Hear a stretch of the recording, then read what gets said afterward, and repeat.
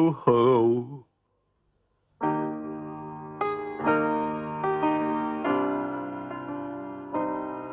It was on Christmas Eve of all the days of the year that Rudolph found Santa crying. I'm sorry. It's silly of me, said Santa. Pretend you didn't see. And he blew his nose with a giant handkerchief.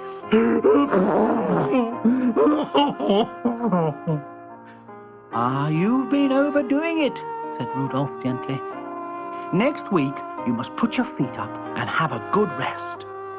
Yes, I expect that's it. Santa sniffed and tried to put on a brave smile. Ho, ho, ho.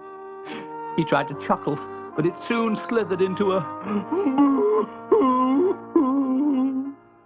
And he rested his head on his arms and cried.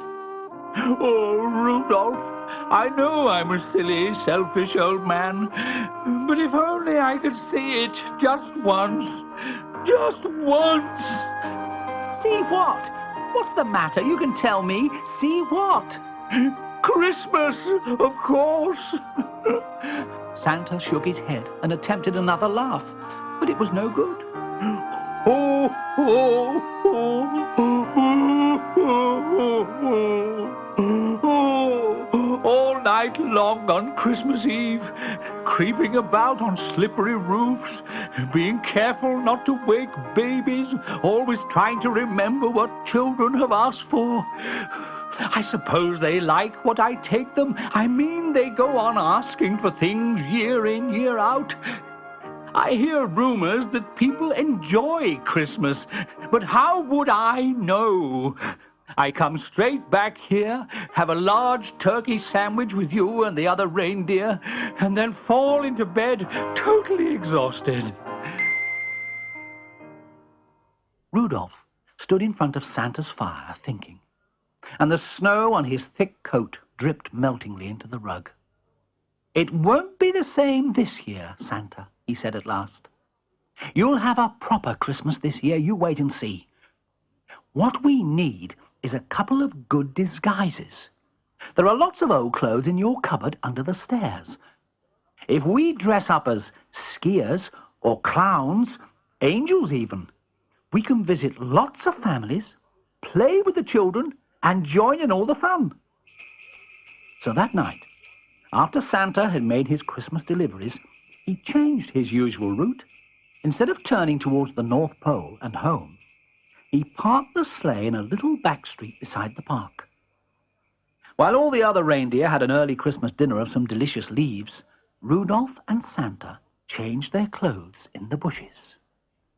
Early next morning, they wandered through the snowy streets wearing bobble hats and goggles with skis slung over their shoulders. People were just beginning to stir. From behind upstairs windows came the rustle of wrapping paper and squeals of delight as children opened their presents. Look what I've got! That's fantastic! Can I play with it now? Rudolph glanced sideways at Santa and saw him grinning. They do seem pleased, said Santa, smiling shyly. When they knocked at number 14 and Mrs. Smith opened the door, they could see past her to where her 6 daughters were opening presents around the Christmas tree. They all looked so happy with the gifts Santa had delivered the night before that his ski goggles became quite misty with pleasure as he watched them with their toys. Look at this. Hello, said Santa warmly. We were just passing and we thought we would knock on your door and wish you all a happy Christmas. You can ask us in if you like. I don't know you. It's Christmas, and anyway, I'm far too busy. Come back next week. She shut the door with a bang. Oh, dear, said Rudolph, disappointed.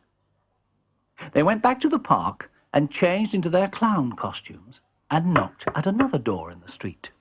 I've got the dinner to cook, said Mrs. Jones at number 32. What do you want? Behind her, her 4 sons were playing with an electric train set. This had been the most difficult present of all for Santa to fit down a chimney. But it seemed worthwhile now that he could see just how much pleasure the electric train set gave them. "We thought you and your family might enjoy a few jokes, tricks, stories," Rudolph was saying. "So, if you'd just invite us in, strangers, at Christmas? Christmas is a family time, sorry." And Mrs. Jones slammed the door sharply, with the most tremendous bang. Rudolph glanced at Santa and saw his lip was trembling. They changed into their angel costumes and sang carols outside number 48, where children were playing the whistles Santa had delivered the night before. Rest you merry gentlemen, let nothing you dismay. Remember Christ our Saviour was born on Christmas Day. "Clear off or I'll set the dogs on you," shouted Mr. Brown from the bedroom window. "Isn't it bad enough to have the kids playing those wretched whistles without listening to you?" Santa hitched up his angel's skirts and ran all the way back to the sleigh. Rudolph could hardly keep up. They galloped to the North Pole without a word spoken between them. When they finally got home, Rudolph said, "Come inside and have a turkey sandwich. You must be exhausted. You haven't been to bed for 2 days." Santa nodded. He was too weary to make a fuss. "But at least they liked their presents, didn't they?" he asked sadly. The reindeer pulled off Santa's boots, tucked him up in the armchair beside the fire with a specially big sandwich and some beer, and left him alone with just the firelight for company. Santa made himself extremely comfortable and was asleep in no time. When he woke up and went to put on his boots, he found them standing beside the grate with 8 neatly wrapped presents inside them. What on earth? Suddenly, all the lights came on, and there was a great shout of, "Boom! Happy Christmas, Santa Claus! Ho, ho, ho!" The room was full to bursting. There were 8 reindeer, the 6 Smith girls, and the 4 Jones boys, and a whole orchestra of Mr. and Mrs. Brown's children playing "For He's a Jolly Good Fellow" on their penny whistles.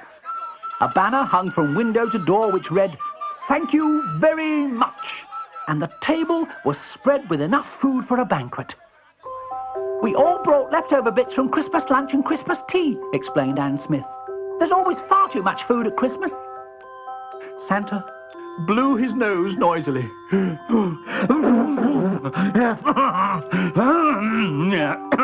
"Rudolph, this is all you're doing. How did these children get here?" "I explained everything to them while you were asleep. They all wanted to come once they knew who you were." "I wish Mama had invited you in for Christmas," said Edward Jones. "Well, we've got the whole of Christmas night," cried Santa, beaming. "I'm not a bit tired if you're not. And with Rudolph's help, I promise to get you all home by morning." Then Santa opened his presents from the other reindeer. A pair of socks, a postcard of the North Pole, some jingle bells, another pair of socks, a chimney brush, and from Rudolph, a red pullover with reindeer all over it.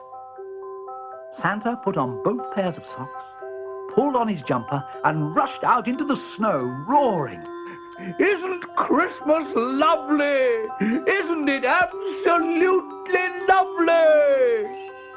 And the reindeer all agreed that they had never seen him look so happy.